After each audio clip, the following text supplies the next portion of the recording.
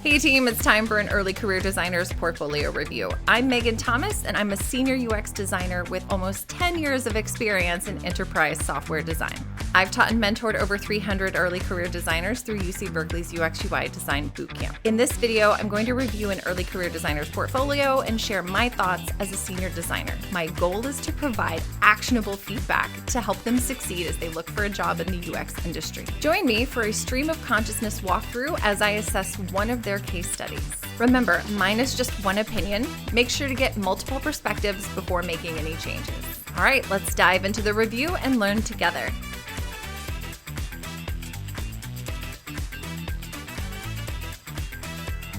Hey friends, I am prefacing today's portfolio review with a little bit of context. Sam had initially filled out my portfolio review form and had said that no, they don't want their portfolio shared, which is completely understandable.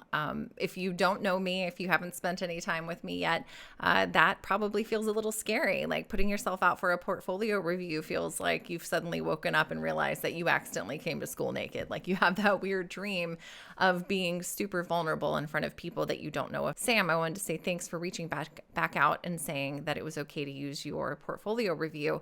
And the other preface I will add is that somehow I screwed up the sound on this video. Like it's really bothering me, but I don't know how to re-record it. Somebody who knows audio engineering, please call me. I am doing my absolute level best in Final Cut Pro. Hopefully this isn't too annoying. Please leave me some feedback if you have some, or suggestions. And also, if you get to the end of the portfolio review, let me know what your thoughts were. What was your biggest takeaway? This is one of the things that I think is missing in these conversations is, what did you learn? What did it make you take action on? So if you could let me know, I would appreciate it. Hope you enjoy today's video. I really hope you have a wonderful week ahead of you. Hey Sam, I am finally getting through all of the portfolio review requests. So I'm just doing yours today. So hello, I've got you here. You attended Design Lab. I'm about to take a look at your website. I have it open, but I haven't looked yet. Let's see. So you're feeling like it's a little too template-like. Why are my glasses so dirty? All right. You feel like it's too template-like. And the flow, reworking the flow of your case studies and adding new ones. Yeah. What caught my eye is the next line, because you're not wrong.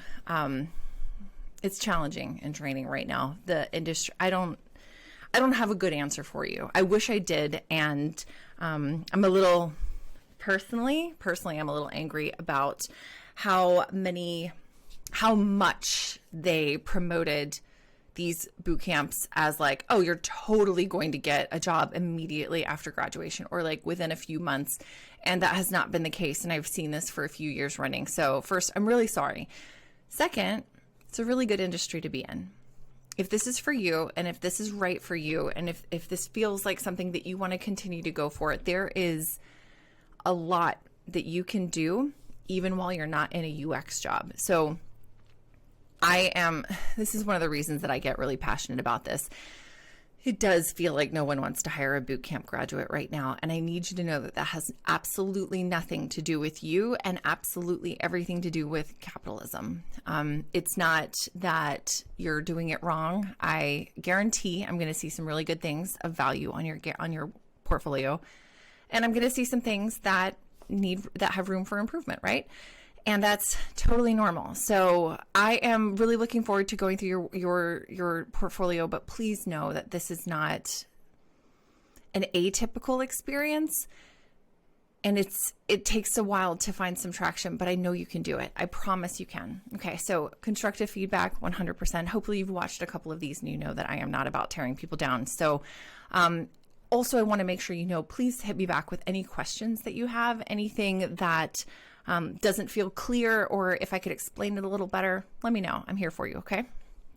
All right. Let's get to your website. All right. Oh, okay. So it takes a second to load that. All right. Ooh, Sam Sharma. Okay. That's really pretty. I like that font. Work about illustration context. So I'm Sam, user experience designer based in the SF Bay Area. I wanted to make sure that is that clickable? I aim to create inclusive and intuitive experiences that cater to people of all different skills and abilities, bridging gaps and finding commonalities among differences. I really like that. That's nice. All right, you got your work here. This seems like, is there something that's supposed to have loaded here? It feels like this is a lot of empty space that makes me feel like the website's broken. So like just an FYI, maybe fill that with something, some sort of animation, or bring this recent work. Just close this gap up right here, okay? All right, Audible, introducing a new feature, end-to-end product design. Acupuncture clinic website redesign, fleet management coming soon. Ooh, interesting. Autonomous vehicle specifically tailored for managing fleet, displaying insightful metrics. Want to create something impressive. I don't know why, but I always love these where they like spell it out and then come back. I know it's just simple JavaScript. I love it. Contact me. Oh, okay. So what that just did was tried to open the mail client, and I don't have a mail client. I'm pretty sure you saw that, but I don't know necessarily how Loom works. I think it literally captures this part of the screen no matter what's on the screen. So if you saw that, it popped up a mail service that I don't use. So maybe consider having a contact form if possible, or just having it so that it's really easy to grab your email. Didn't bring anything to drink up here, and now my throat's dry. Let's see, you're on LinkedIn. I'm gonna go connect with you. Connect. I'm not sending a note because hopefully you know it's me, but that's awesome. Let's find out about you. Designer fueled by curiosity. That looks like it's a really big image. So if I inspect that, yeah. So it looks like you have a really, really large image here, 1784 by 316. The fact that that took like a couple seconds to load. I'm going to show you TinyPNG.com or TinyJPG.com. It doesn't matter. They both go to the same place. Drop your images here. It will reduce the file size by compressing all of the similar colors together, and it makes it so your website loads really quickly. So definitely use that. Sorry, I'm icky in your ears. Anywho. Curiosity and a diverse cultural background. Born in Nepal. Oh yeah, cool. Oh, Indian schooling in Nepal. That could be very interesting. Exposed to new cultural perspectives early on, teaching you adaptability. Yes. A deep understanding of human behavior. This right here is huge. This is a big deal. And I say this because I want to see you lean into that more, because oh my God, so many reasons. First of all, I think I haven't had enough to eat today because my brain's not working. Cultural perspectives, adaptability, and understanding of human behavior. Like, this is exactly what we do. This is our power as UX designers. So this is actually like, I would bring that into your, hello, I'm Sam, on your homepage about this. So this is interesting. Learning didn't stop there. Rich cultural insights outside of work. Ooh, I love this. Photography, cool. Growth mindset, mind in flight. This is so fun.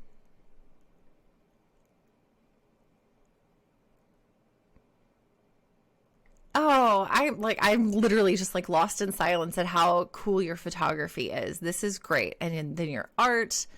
Oh my gosh, I love that you have all this here. Frame by frame animation. You should also check out, was it Revo? Is that the app?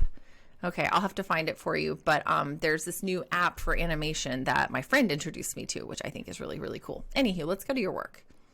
All right, first gen mentorship. So this is interesting, and like I really want to check out your end-to-end product design. So I am going to check out more than one app on here, but I am going to check out your website redesign, because I'm wondering if this is an opportunity where you actually got a chance to work with them. So I'm scrolling to the bottom to find out what we can do here. Sacrifices need to be made. Didn't know if you have worked with a real customer here.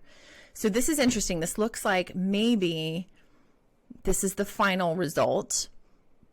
Started this project for the PSW acupuncture clinic because coming from a healthcare background. Oh, cool. So you have a background in healthcare. I probably should have actually looked at your LinkedIn a little bit closer. A lot of folks come in from healthcare to UX, and it's a great way to move into tech, but also it leans into the skills that you have as like deeply empathetic healthcare focused people. So that's amazing. Redesigning the outdated website. Yep. Managing bookings and poor client communication. I'm wondering if that's because you experienced it. That's awesome. Spotted a problem. Cool. 4-week time frame, optimal workshop. You got some spacing issues here you might look into just for refinement. It doesn't feel too templatized. I'll tell you that. Like right now, it actually feels like when I see templatized, I normally see the same stuff over and over. It's on UX Folio. Like no one departs from the basics of UX Folio. So it just gets... yeah, it looks the exact same. It's like they don't change the font. They don't change anything. They're like, there, I'll just plug in my pictures and I'm done. So that's not what you've done here. So it doesn't feel super templatized. It feels like you're using the concept of the template in order to refine what you're showing people. So this is cool. All right. So it primarily uses phone calls, emails, text messaging for client interaction and scheduling appointments. Staff are burnout. Client's experience is mediocre. Implement an online booking feature, redesign current website to reflect commitment to providing quality care. We went all the way down to the, oh, interesting. Okay, I don't want to skip ahead. So final designs go there. Design process, discover, define, develop, deliver. Love it. Discover. All right, understand core business objectives and challenges currently faced by the clinic. Outdated website, poor user experience, staff burnout, help businesses navigating through current problems, high manual process. What is this grid? I guess I'm wondering, so typically when we see a 2x2 grid, it is kind of comparing two axes of information. So typically it's like high impact to the customer, low impact to the customer, low effort on the behalf of our engineers, high effort on our behalf to deliver it. So I'm using that mental model to try to understand what's here on the screen, and I don't really understand. Maybe you're just trying to describe what you've already said up here in a more visual way. And I feel like you should pick one or the other. Probably something like this. Gosh, I'm gonna need to run away and get something to drink. Okay. Great. Review the existing website to identify usability issues and areas for improvement. Fantastic. Ambiguous CTA, yes. Acupuncture is the red. I think this must be your like annotation. That is your what typically is referred to, and we don't refer to it anyway anymore, is redlining. And I think that's exactly what you're doing here. You're putting a red line around the area that you're trying to take a point at. However, because it's very similar to the pink used on the website, it's almost like we're looking at the website and they just have a really confusing color scheme. So something I would consider calling out is even just like adding an arrow here, and you don't need to have the red outline here because that's not really the CTA, that's the hero area. The CTA is the text in the middle or in the bottom there, the bottom middle. I would probably aim an arrow at that, or just call it out here with the picture beside it, make it a little bit easier to process. Excess information that could be consolidated or relocated. I'm going to pause this and go get something to drink. All right, I got something to drink, which means that my throat won't scratch once for the next 20 minutes, right? All right, so what you got here is you're reviewing the website to try to make it meet the business needs, which is getting people in for appointments, getting them excited about, interested in, clicking on, coming to, and paying for these appointments. So definitely would like a CTA. It looks like, since and could read that, interesting. It looks like prices is the button that's highlighted. Yeah, there is 0 CTA. So hard to get people to come buy your stuff if you don't make it easy. Excess information, give or take. Okay, so this one, oh, no, I can click it, but it doesn't actually go anywhere or do anything. Okay, weird. Accessibility absolutely makes it difficult for users to read the text, and it looks like that text size is also really, really small, but since we don't know how big this website is, schedule a visit today. Ooh, yeah, it's crammed underneath a video and above an FAQ. It is hard to see. Outdated website, lack of CTAs, poor accessibility, and high cognitive load. Love it. This is great. bridging business objectives and user needs through surveys and interviews with a clear understanding, transition my focus towards the user. Good. I love that you started with the business first, because that is what we're paid to do. The users don't pay us, the business pays us to make their business better. Would love to see this a little bit bigger. Survey, interviews, interview key findings. Okay, so almost no hiring manager wants to see a affinity diagram. They don't care. How you get the work done does not matter as much as what the work done turns out. So like, what are the things that you learned? What are phrases that you can understand? And I think this is where you're trying to go with creating the empathy map. This is showing your work. This is showing your output. It's not showing the outcome. What did you learn from doing the empathy mapping? You used it as a way of synthesizing research findings. What did you find out from synthesizing your research findings?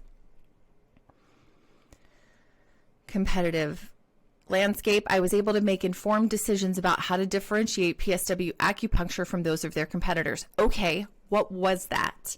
This is, oh God, I actually would love if you would let me re-record this, use this video.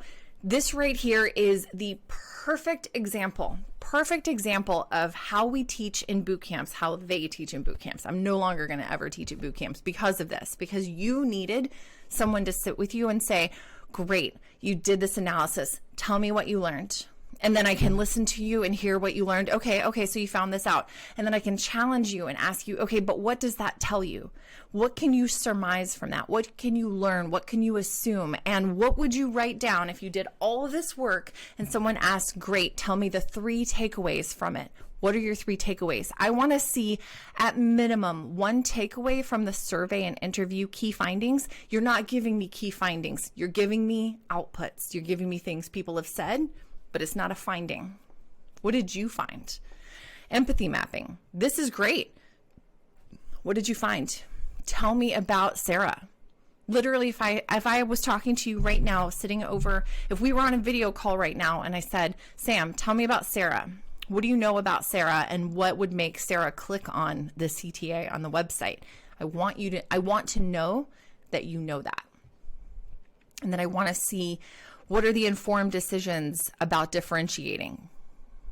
This doesn't tell me anything but that you know how to fill out a competitive analysis. And this is a really good one.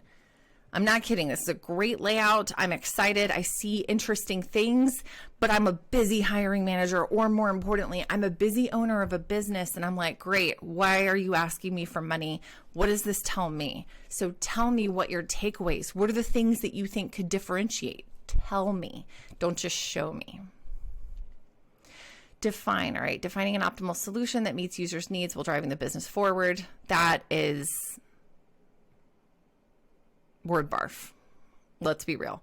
An optimal solution that meets users' needs while driving the business forward. Yes, to where? Driving the business where? Where are we driving, Miss Daisy? What are the user needs we're meeting? What is the optimal solution? Tell me more. Improving the booking process. You told me this at the very top of the page, but what is it about the booking process? Is it too many clicks? Is it that people get lost halfway through? Is it that they forgot, they got distracted? What's happening? Great. I'm glad you did this research, because you found out that there are very important things, the common goals that the business and the user need to meet in order for everyone to be happy and the business to make money. Okay, you've crucial discoveries into a persona. I feel like all of this research could have been its own case study, and it's like, I did this and my outcome is the persona. I understand the persona. Sarah Willow now, she's 34 in San Francisco, and now I understand why she resonates with PSW or whatever this is. Low fidelity. Honestly, this is great. I love that you have annotations on here. This is stuff that I would show in a presentation of my portfolio. It's not totally necessary here, although I appreciate, based on the results of the card sort, decided to move forward with version 3. I thank you very much for acknowledging that the first answer is almost never the right answer. Really good work. You iterated how this works. Okay. I love that you did card sort. That's interesting. This is too small. I can't read this. This needs to be expandable. All right, so I'd love to know where, when you did the card sort, where did you move things to? What did it tell you about how the existing website was laid out and how the new website should be laid out? Like, what was the difference? I don't really care about the sitemap. I need to know, like, what did you determine from doing these user interviews and having the users do a card sort? What did you determine needed to change? We don't need to see absolutely everything you did. We just need to see things that make meaningful sense. User flow. This is better. I can read most of this. This is good. Deliver, mid-fidelity wireframes, experience alternative treatment for total relaxation. I like that. Book now, book a treatment. Love, love, love. Also interesting that you're choosing to include the accessibility icon like right here in the bottom. I'm assuming that means because it'll be in the bottom right when the page loads. So this is technically like above the fold if we're thinking about it in old-fashioned terms like a magazine or a, newspaper. Calendar view 1, interesting. These are great. This is a lot. I would show this when I was doing my portfolio walkthrough kind of thing. All right, so high fidelity. All right, so I can see this bigger. All right, all right, all right. And then new. Ooh, loving the redesign. Also loving the color choices. This is definitely a more alternative healthcare therapy kind of website. Yes. Oh, you've made really good decisions here, but you've told me nothing about them. So you've shown me that you've broadened this information. I would even consider like doing some A/B testing because it may be that you need another picture here because this is a really wide part of the screen. So we've got like some cognitive load as we create wider areas to read through, but you've increased the text size. So it might have actually made it even better. This looks super good. This looks super good. You can tighten this up a lot. Not everybody wants to see all of this. Maybe make it so that they can go click through this or make it so that the pictures are lined up together because this is just like a lot on the screen and it's not telling a story. You're not adding any context to it. Pick a date and time. Scrolling might make it more difficult. Ooh, test and iterations. Added any available provider. Yes, no specific preference. I love that. Identifying overlaps and trade-offs. Tell me more about the trade-offs that need to be made. That right there is an indication for business owners or hiring managers to understand that you do know that there is no such thing as a perfect UX. We're never, ever, ever going to have the ability to be like, I made this perfect screen for you. Now go implement it perfectly because of technology, because of humans, because of everything. I would actually rather know more about this one sentence right here. And what did you sacrifice in a user need? What were the trade-offs that you needed to make? What was just one trade-off that you needed to make in order to meet the business needs, but didn't disrupt the user experience? That's going to take your portfolio case study from pretty good to really good and really demonstrative of how much you understand the user experience and like how hard it is to actually deliver the perfection. This is good. An inclusive environment empowers first generation. Ooh, this is fun and more interactive. I love the visuals on this. I'm scrolling through, not a ton. Need more context. Give me context for wireframes. Ooh, I love that this is much shorter. Scope creep while staying on track. Okay. Okay, I want to dig into this further, but I don't want to make this forever long of a video. Sam, I think you've done a great job, honestly. I think you should lean into really and truly talking more about the adaptability that you bring to any situation and how you have done this from an early age and why it matters so much for you to be adaptable and exposed, open to new cultural perspectives so that you can always meet users where they are and you're never going to make assumptions about them. I really, really like this. I think the website looks great. Again, this needs to be filled with just something a little bit more interesting. Again, tell me more about this, bridging gaps, finding commonalities. I think this is great, Sam. I hope you have a fantastic rest of your day. Thanks so much for letting me review your portfolio. I'm going to send this to your email here in just a few. All right. Thanks. Take care. Bye.